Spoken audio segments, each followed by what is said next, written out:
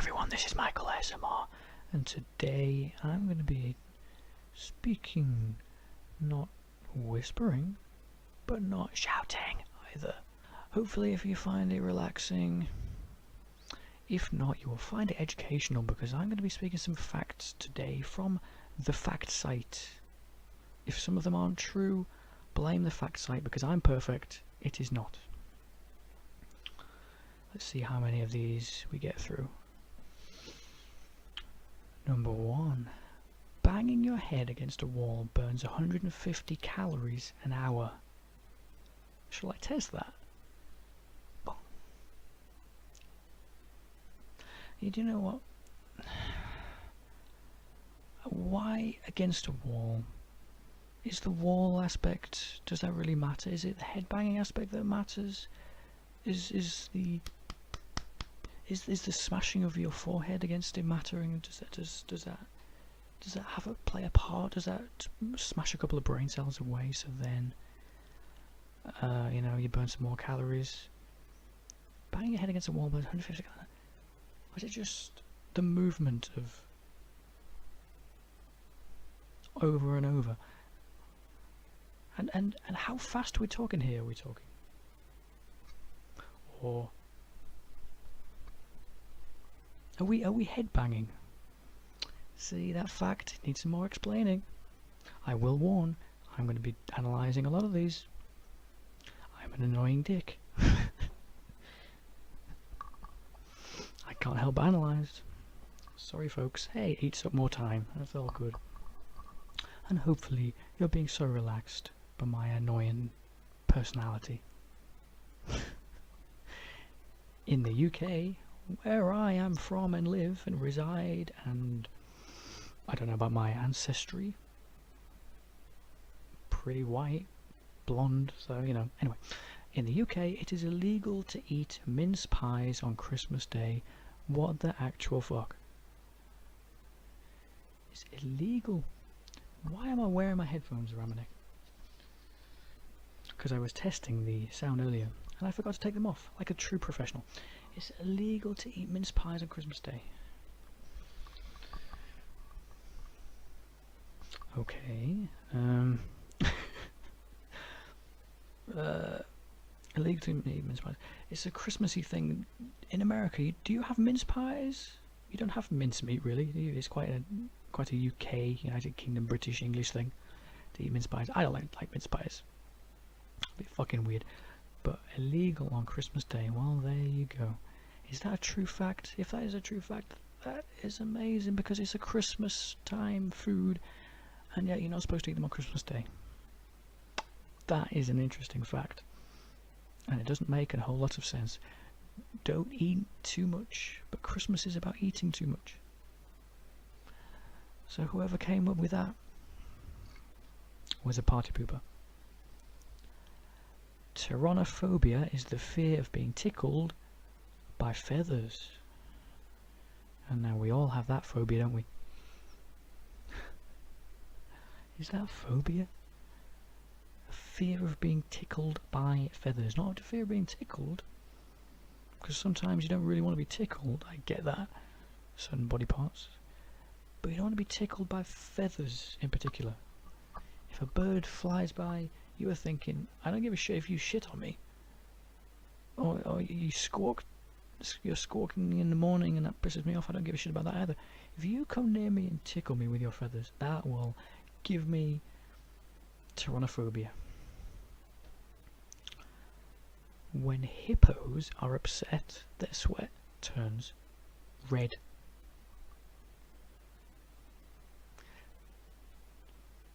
So when they're upset and when they're stabbed, they are doubly excreting red. Don't ever test that on a hippo. I'm sure it's true. We don't need to bleed a hippo. Hippos go through enough in their lives. Yeah. Sweat turns red. Poor hippos. A flock of crows is known as a murder. I knew this one. Murder of crows. That isn't that. Do you get a murder of crows? Is that something in Lord of the Rings as well? Or is it just Crabine from Dublin? but I knew about Murder of Crows. I knew one. They don't actually murder anyone, apart from if you've seen the Hitchcock film The Birds. Then the murderer is murdering. Aha, a fairly topical one, this next one. Facebook addiction disorder is a mental disorder identified by psychologists. I don't go on Facebook every day. I saw this thing on news recently that there was this young girl saying Facebook is for like my mum and dad now. It's about making me feel old. Is Facebook really that for older people? I know, like, you know, Snapchat is for younger people, right?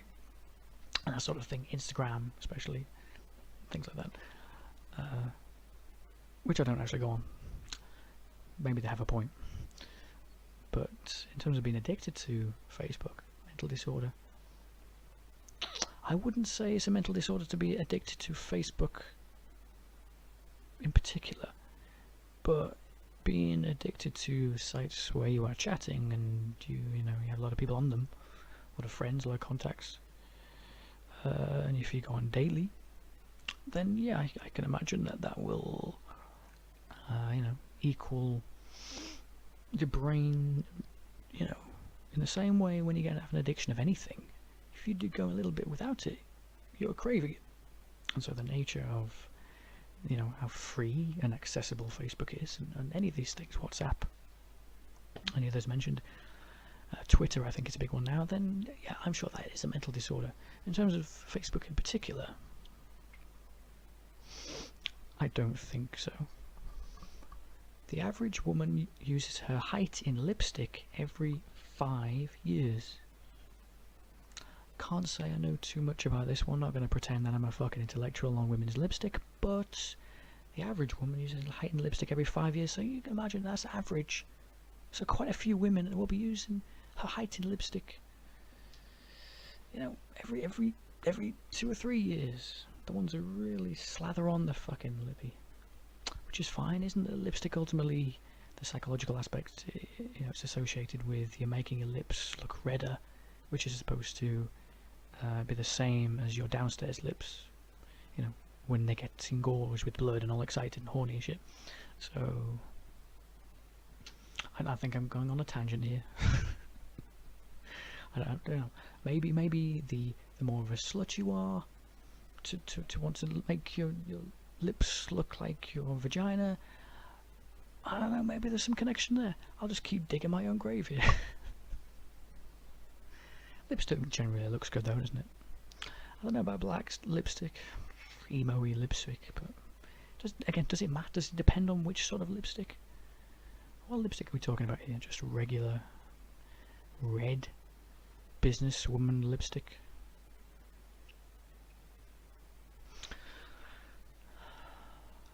29th of May is officially Put a Pillow on Your Fridge Day. Not put a magnet on your fridge day, which you could sort of understand. Put a pillow on your fridge day. What the I don't even know where to start. So therefore I certainly don't know where to end on that one. So let's just move on. I can't move on, I'm just thinking about it. Put a pillow on your fridge day. It's hit, I finally realised. Because you like it, don't you? When you switch, you move over your pillow. I'm sitting on one now. At night, when you lay your head back, it gets warm quite quickly. About 5 minutes-ish. Sometimes not that long. And you want the cold side of your pillow. Right? So maybe if you put a pillow in your fridge, you get both sides of your pillow will be cold.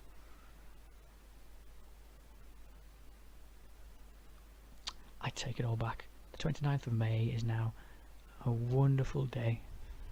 Logical day. Cherophobia is the fear of fun. do workaholics suffer from that more, maybe? You probably look deeper into why people become workaholics, but in terms of cherophobia, the fear of fun, maybe they are sadomasochists. Maybe if they enjoy life, they really don't enjoy life. Maybe they were damaged from a young age, and so, you know, maybe that's the main thing. You're not actually afraid of fun, because even if something isn't pleasurable and you are a sadomasochist, you are enjoying that. So you're having fun to actually, you know, it's your choice to not have fun, which means you are having fun. So I'm not sure if that's actually possible to have a fear of fun. If you want to just do yourself damage and you don't even enjoy doing yourself damage, I think you are still choosing to do it. So whilst it might not seem like fun, ultimately you're choosing to do it. So you're having fun by not having fun, if you know what I mean. So I'm not sure that that's actually one that makes logical sense. Human saliva has a boiling point 3 times that of regular water. Not an awful lot I can improvise with that. I can rant and rave or whatever on that one. Human saliva has a boiling point. Yeah, great saliva. Ooh, human lubricant. Doesn't get beaten, really, does it? In terms of a lubricant, other than actual lubricant that women produce when they're in the mood. And I've spoken about that, the female nether regions, twice now. So, right. If you lift a kangaroo's tail off the ground, it can't hop. Again, as with the hippos, let's not be experimenting with this if it's true or not. I'm sure some people have. How do we think we got milk from a cow in the first place? People were experimenting. As much as observing, I know. If you lift a kangaroo's tail off the ground, it can't hop. Wow. Poor kangaroo. It's almost as if they need their tail to help propel them, hop them off the ground. Yeah, I can believe it. Bananas are curved because they grow towards the sun. Ooh, that's a nice one. That is a nice one. So, I suppose it makes sense, doesn't it? It makes sense that fruit and vegetables and all these things from the earth and from trees, makes sense that they would, you know, it makes sense that they would want their best side to be with the sun. They would want to move to where the sun is. Am I making any sense? Because they grow towards the sun. You know, if there's extra warmth and heat from the sun, it's bound to attract. If there's the genetic potential in a fruit or vegetable for them to want to move towards the sun, then I suppose there's potential for that to work. No, I can't really fully analyse that one. A curve because they grow towards the sun. Sometimes you just have to take the facts and say, fine, I could probably analyse for half an hour and finally get to the fucking understanding of it. But yeah, I'm sure that makes sense. Hey, it's on the fact site, right? If I can know everything, and so this makes sense. That's good enough for me. Bananas are curved because they grow towards the sun. Because they grow towards the sun. So they're curving like a banana. I mean, it can't just be as simple as you curve, you know, if you're a fruit, you'd curve towards the sun, right? It'll just be the particular banana.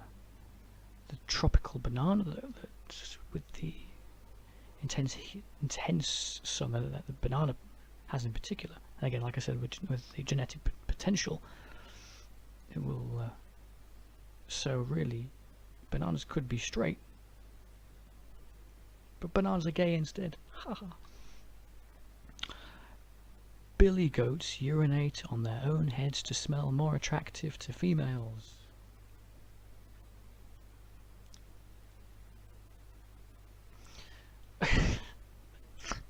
Who doesn't, right? Wow, you've heard of pheromones with humans, but actually urinating on their own heads to smell more attractive. Hold on, how do you actually even do that? That is some fucking bending shit. Do they get on the back and sort of their legs go over and they let nature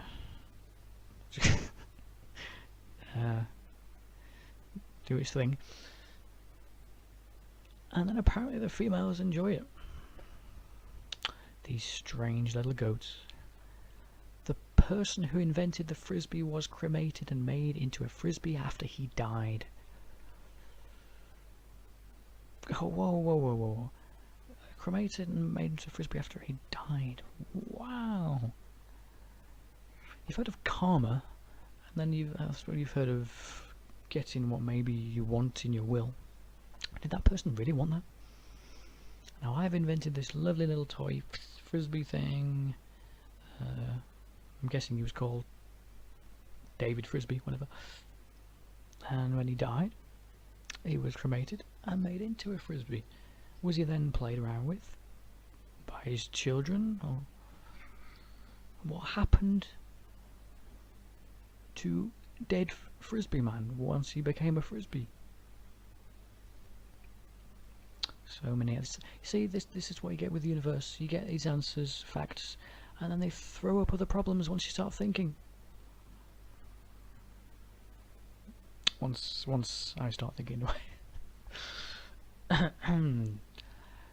During your lifetime, you will produce enough saliva to fill 2 swimming pools. Another saliva one, folks. Wow, 2 swimming pools. That is a lot. That is a lot of saliva, you gotta admit. I mean, I've heard that there is about 1 full-length swimming pool, Olympic-sized swimming pool worth of gold in the world. That's it. There really isn't much gold in the world. So just one person, you produce enough saliva to fill 2 swimming pools. We're just dribbling little pictures. If Pinocchio says, "My nose will grow now," it would cause a paradox, because Pinocchio can't lie. If Pinocchio, that little wooden motherfucker, lies, then his nose grows. So if he says, "My nose will grow now," right? Paradox. Something that our human brains can't quite get around. Even though the universe sort of indicates that some paradoxes might make sense. In theory, time travel could be possible. If you can travel back to, say, you build a machine and you can travel back to it, there's potential that you could kill someone important, and that thereby affects all the rest of the actions that person did in the universe. But really, they say that sort of thing shouldn't be possible at all, right, with the idea of paradoxes and things. So then you get into ideas of different timelines in the universe. For Pinocchio, that really does seem like a paradox, which really makes you think, ultimately, that Pinocchio's nose is just not going to grow. You see, we've put the myth of Pinocchio to rest. A momentous occasion. Polar bears can eat as many as 86 penguins in a single sitting if they lived in the same place, because they don't, do they? I don't know which is which in the Arctic and the Antarctic, but apparently they're not in the same pole. But a polar bear could eat as many as 86 in a single sitting. And we're not talking about the chocolate bars. We have chocolate bar penguins in the UK. I don't know. Do they have them in America? I'm not sure. It's just small little chocolate bars called penguins. And they come with a shitty joke. Oh, the humour that we have over here. So yeah, polar bears can eat a lot of shit, basically. Can't refute that. They're big. King Henry VIII slept with a gigantic axe beside him. just in case one of his wives got a bit lippy, I suppose. He had a habit of killing his poor wives. I learned this when I was very young. Divorced, beheaded, died. Divorced, beheaded, survived. The 6 wives of Henry VIII. They were rough times if you were a wife of Henry VIII, apart from the last one who survived. So I believe that Gigantic Axe is probably wary of wives, wary of people who were potentially wanted to assassinate him. He had an axe to grind. Movie trailers were originally shown after the movie, which is why they were called trailers. That makes sense. Trailers, they trail something, they trail behind it. What doesn't make sense is the actual fact, though. Why would you have a trailer? Is the trailer of that movie that you've just watched? Why would you want to watch a trailer of a movie you've just watched? A trailer, or at least in the modern interpretation, usage of a trailer, is to attract you to want to see a movie. But originally, whenever originally was, many decades ago I'm sure, they were shown after the movie, almost as if, look what we made. This was brilliant. I think the modern interpretation and the usage of trailers makes more sense in terms of trying to attract you to watch it. Especially the way that trailers can go viral these days. You know, it makes more sense the way they're used these days. And yet we still call them trailers. An eagle can kill a young deer and fly away with it. Wow! I mean, deer, they're not small, are they? They're fucking... What are they, mammals? They are not small, even a young one is still not small. Fucking eagles. You have bald eagles in America, don't you? That's a hell of an animal to have as your main emblem. That's cool. What do we have in UK? We have, on the shirt of our footballers, we have the 3 lions. We have a rose as an emblem. What else? An eagle is a good one. Not if you're a small deer, apparently. Heart attacks are more likely to happen on a Monday. We don't like Mondays, do we? So maybe is it to do with stress levels that we have? Going into work, school, heart attacks mainly when you're older. But I imagine lots of heart attacks will also happen to retirees. They don't have work. But probably just the cultural hatred of Mondays, I suppose. Actively look after yourself on Mondays. Don't be one of these statistics. If you consistently fart for 6 years and 9 months, enough gas is produced to create the energy of an atomic bomb. But then who is actually doing that? It's a nice little mathematical thing that they've come up with. No one's doing that. Not even you.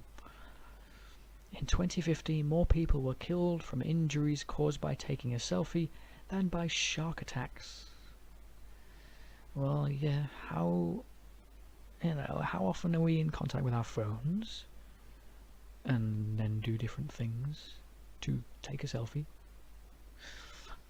Compared to how often are we around sharks? So, one of those that some people might say, oh my god, that is amazing, how can just taking a picture be more dangerous than being attacked by jaws? Fairly simple one to reason through, but it sounds impressive on the face of it. The top 6 foods that make you fart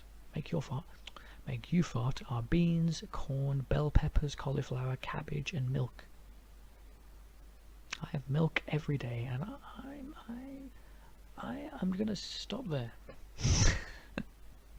Because putting your life on YouTube is one thing, getting too personal, you might just regret it one day. You have the information: corn, bell peppers, cauliflower, cabbage, and milk. Maybe steer clear. And the last fact for this introductory soft speaking ranting thing, I don't know if this is relaxing at all, I have no idea. Hopefully it's a fairly relaxing video, folks. Last fact for the day. There is a species of spider called the hobo spider. Oh, poor spider, does it not have a home?